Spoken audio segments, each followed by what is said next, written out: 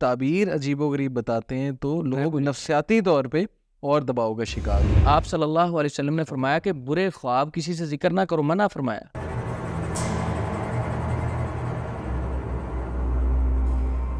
Patient سے خوابوں کا پوچھا جاتا ہے کہ آپ کو خواب آتے ہیں، ٹھیک ہے، جب وہ کہتا ہے کہ میرے پیچھے جانور بھاگتے ہیں، مختلف قسم کی پریشانیوں والی چیزیں نظر آتی ہیں، ڈرونی شکلیں نظر آتی ہیں، تو اسے کہا جاتا ہے آپ پہ تو بڑا سخت جادو ہے۔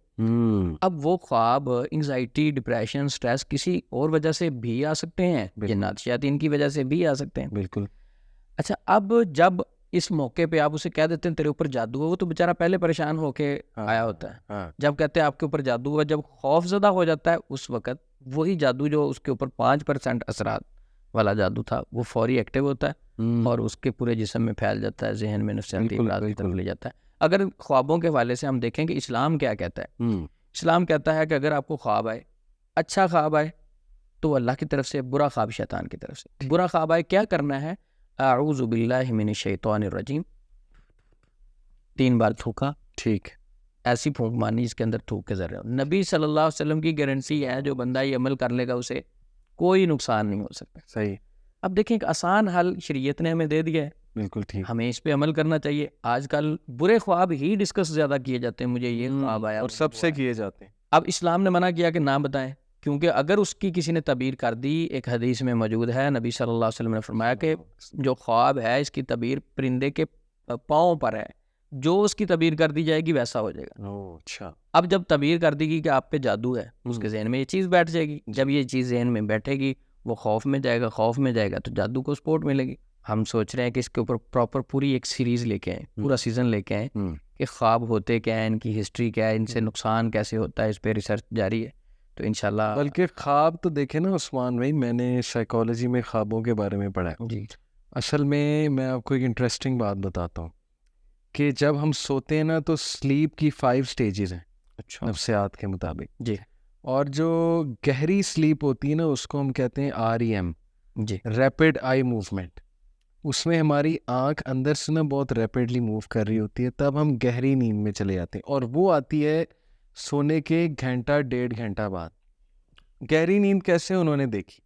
انہوں نے ایک انسٹرومنٹ لگایا ہوا تھا ان کے دماغ کے ساتھ جو لوگ سو رہے تھے، اور وہ ان کے اندر کی جو انرجی تھی ایز ویوز نظر آ رہی تھی سونے کے دوران، تو انہوں نے دیکھا کہ گہری نیند میں وہ ویوز کافی بڑی ہو جاتی ہیں، ان کے کریسٹ اور ان کے ٹرف کافی بڑے ہو جاتے ہیں، ان کو ہم کہتے ہیں ڈیلٹا ویوز بڑھ جاتی ہیں بہت زیادہ۔ اب گہری نیند جو ہے نا وہ 1.5 گھنٹے کے بعد آتی ہے، اور جو خواب ہے نا، جی، ڈریمز، وہ سلیپ کی 4تھی سٹیج میں آتے ہیں، 4th سٹیج آف سلیپ ہے، اور 5th سٹیج میں بندہ جو ہے وہ پھر خوابوں سے فارغ ہو کے پھر اٹھنے کی کوشش کرتا ہے اور پھر اٹھ جاتا ہے۔ سائیکالوجی بتا رہی کہ 4th سٹیج ہے سلیپ کی، جب خواب آتے ہیں اور شیاطین وغیرہ آپ پہ حملہ کرتے۔ یہ تو ویسے ہی میں نے ایک انفارمیشن شیئر کی ہے سب کے ساتھ ان کی، اس کے لیے کہ وہ مزید اس پہ ریسرچ کریں۔ اور خواب کے بارے میں یہ بھی میں نے پڑھا ہے کہ اسٹمک کے خواب بھی ہوتے ہیں، جو آپ کھانا کھاتے ہیں وہ بھی خواب ہوتے ہیں۔ پھر آپ کے انریزالوڈ کنفلکٹس، جو آپ باتیں ادھوری چھوڑ کر سو جاتے ہیں، وہ سٹریس کازنگ، جیسے کچھ لوگ ادھورا کام چھوڑ کر سوئے نا تو انہیں ہائٹ سے گرتے نظر آتا ہے۔ اب ہمارے مولوجین ہائٹ سے گرنے کو کہتے ہیں کہ ہے ہی جادو، جی، حالانکہ وہ سائیکالوجی بتا رہی ہے کہ بندے نے ادھورا کام چھوڑا ہے اور وہ سو گیا ہے، اس کے ذہن پہ کام سوار تھا، تو اس کو ہمیشہ ایسا خواب نظر آئے گا کہ یا اس کے کوئی پیچھے پڑا ہوا ہے، یا وہ ہائٹ سے گر رہا ہے، یا اس کو بہت بے چینی والے خواب نظر آئیں گے۔ سائیکالوجی ہمیں بتاتی ہے۔ اچھا، وہ اعتراض معالجین اب اگر بات سنیں گے وہ یہ کریں گے کہ اگر سائیکالوجی بتا رہی اس کی آپ نے بات مان لی، ہماری کیوں نہیں مانی؟ دیکھیں یہ ایک ریسرچ کے بعد ہے یہ۔ دوسرا، اگر ایک معالج ہائٹ سے گرنے سے کہہ دیتا کہ یہ جادو کی ہی علامت ہے، ان سے سوال ہے کہ ان صاحب نے کس حدیث سے دلیل لی؟ ہاں، دیکھیں نا، وہ بھی پھر قرآن و سنت سے رہتا ہے۔ یہ ایک ریسرچ بنیاد پہ آپ بات کر رہے ہیں نا کہ ریسرچ ہوئی، تو وہ کس ریسرچ پر، یعنی قرآن و سنت سے، کیونکہ روحانی علاج قرآن و سنت کے مطابق کیا جائے۔ دیکھیں ہمارا یہ موقف ہے عثمان بھائی، میں یہ سمجھتا ہوں کہ ہو سکتا ہے جادو کا ہو یہ علامت، جی، لیکن ضروری تو نہیں ہے نا۔ جی، ہو سکتا ہے وہ ادھورا کام چھوڑ کے سویا ہو، جی، یہ اس کی بھی تو علامت ہے۔ جی، اب جادو جب ایک بندے پہ ہوا ہے، ہو سکتا ہے کہ وہ تب بھی بہت سٹریس میں سوتا ہو، تب بھی یہ خواب آئے، لیکن کنفرم تو نہیں ہے نا کہ یہ جادو کی ہی علامت ہے۔ جی، تو اس طرح خواب کی بڑی ٹائپس ہیں, وہ جب ڈیٹیل میں ہم ڈسکس کریں گے تو کریں گے. لیکن آپ نے بڑی اچھی بات ہے کہ خوابوں کے نام پر جب ہم لوگوں کو خوابوں کی تعبیر عجیب و غریب بتاتے ہیں تو لوگ نفسیاتی طور پہ اور دباؤ کا شکار ہو جاتے ہیں. اور دباؤ. چلیں یہ تو ایک بات ہو گئی, اور اس کے علاوہ اگر یہ خواب کے حوالے سے ایک پیشنٹ آیا میرے پاس, اچھا, اس نے آ کے کہا کہ میرے اوپر بہت زیادہ سخت جادو ہے جی, آپ سے علاج کروانا. اچھا, آپ کو کیسے پتا چلا آپ پہ جادو ہے؟ صحیح. وہ اصل میں ایک ویڈیو سن رہا تھا, صحیح, ٹھیک ہے, اس میں بتایا گیا ہے کہ فلاں فلاں فلاں چیز اگر آپ کو خواب میں نظر آئے تو جادو کی علامت ہے. ٹھیک. حالانکہ اگر ہم دیکھیں حدیث یہ کہتی ہے, نبی صلی اللہ علیہ وسلم کا فرمان ہے, اپنا خواب جو ہے کسی عالم سے, خیر خواہ سے, عقل مند سے ذکر کرو. بالکل بالکل ٹھیک. اچھا, وہ ذکر کرنے کے بعد پھر وہ اس کے اوپر بتائے کہ اس کا مطلب کیا ہے. صحیح. اچھا, ایک آلریڈی یوٹیوب پہ یا سوشل میڈیا پہ ایک ویڈیو پڑی ہوئی ہے. صحیح.